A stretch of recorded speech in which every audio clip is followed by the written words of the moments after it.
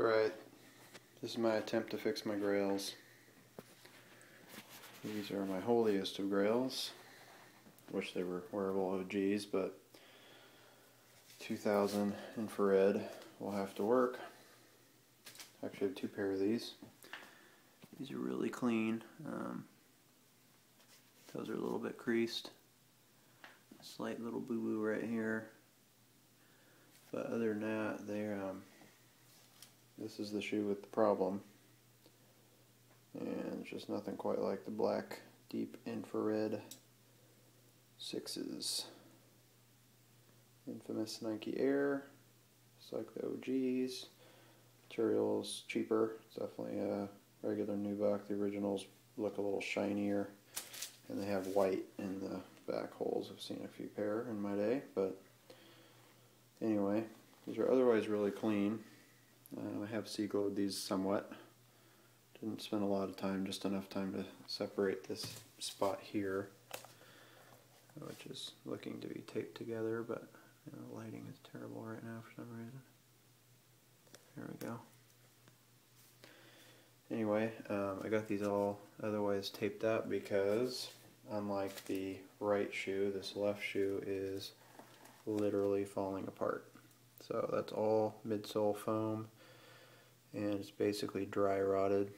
And I got to wear these 2 times before I noticed this hole of foam missing. It's just really spongy and fragile. The rest of it's nice and white. That part is yellow, as you can see there. And whereas this is all white in here. So I got it all taped off, and I did a lot of research, and I really can't find a better product than to try than Shoe Goo. And it does have tooling in it, so it smells like crap in here right now. Just like Amazing Goop does in my other videos. And so it is kind of a cement-based product. However, it has kind of a plasticky surface to it when it dries. It's harder. So you can see kind of it in the shine there. It has an almost like a melted plastic look to it.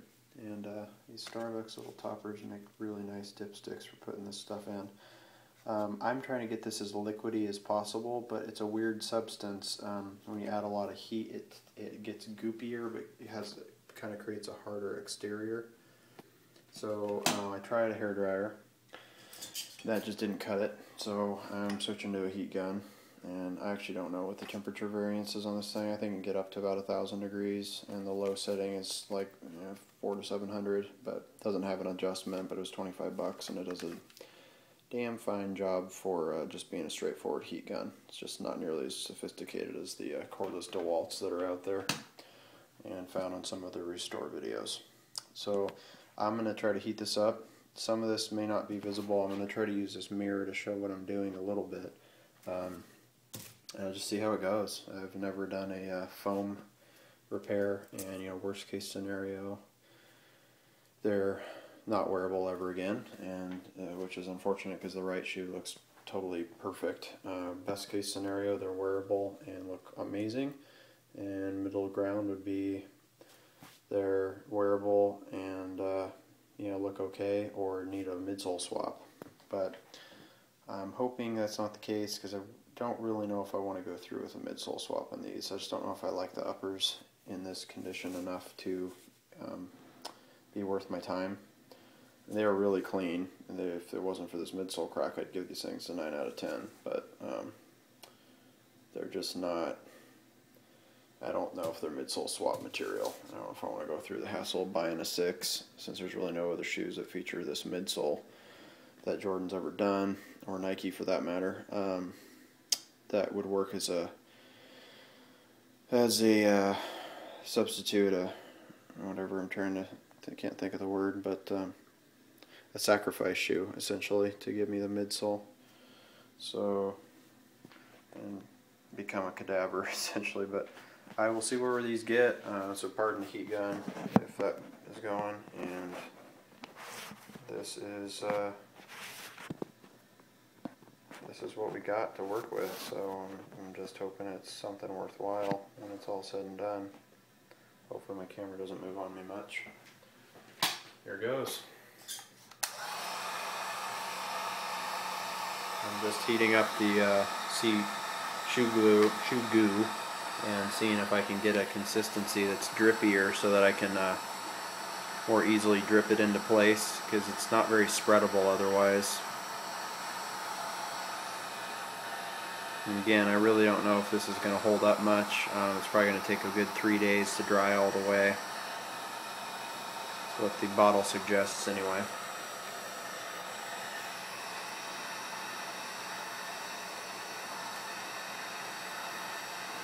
It's weird because it's starting to bubble up and it smells like hell. Still can't believe I have to fix my favorite shoe of all time. This really sucks. I spent good money on these and they looked perfect when I pulled them out and out of the box, and then a couple wears deep and they're crumbling. Hard to know where a shoe's life's been when it's 11 years old before you buy it. I tried these on back in 2000 when they first dropped, and I remembered them as a kid because they've always been my favorite Jordans. I thought $125 in 2000 was outrageous. Little did I know they were $120 in '91, and the price hadn't really gone up a penny. And I passed on them because it just really wasn't into Jordans at the time. But I just bought some Jordans about a year prior. I got some 13s and some Jumpman Team 2s that look like 13s. And then I never bought them.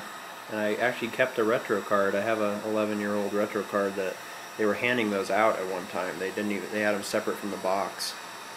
So I have the retro card from the infrared 6s, even though I never bought the shoes at that time. And kicking myself now because I could have been rocking these for 11 years. Come full circle and having to do a repair on one. Mine I probably would have never had to because of where I live. It's just not that dry of a climate. So anyway, this stuff is turning really plasticky. I don't really know if heat is a good application. I don't even know if this is going to spread. I'm going to try a little higher heat on one section and see if it, what it does. Bubbling.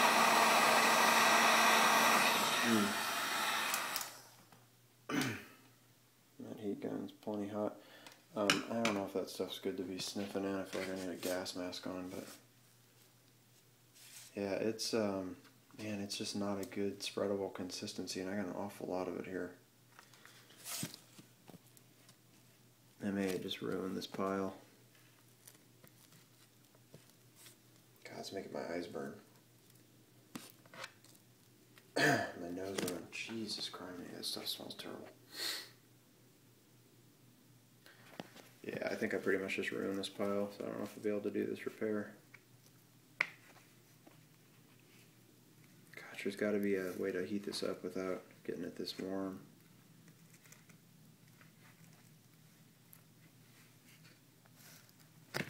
Oh.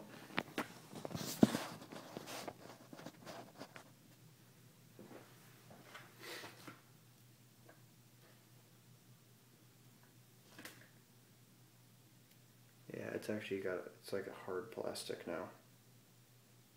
I mean, it's not hard plastic, but it feels like plastic. It doesn't even feel like a silicone-based product. It's really hot. You can just kind of barely touch it, but yeah, I think the heat gun actually ruined it. It didn't make the job easier. So this isn't going to go as easy as I thought it would.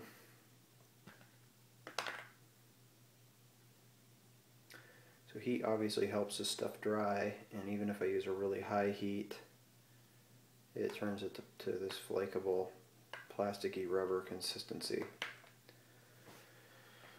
So now I have this to work with. So that obviously was a failed idea.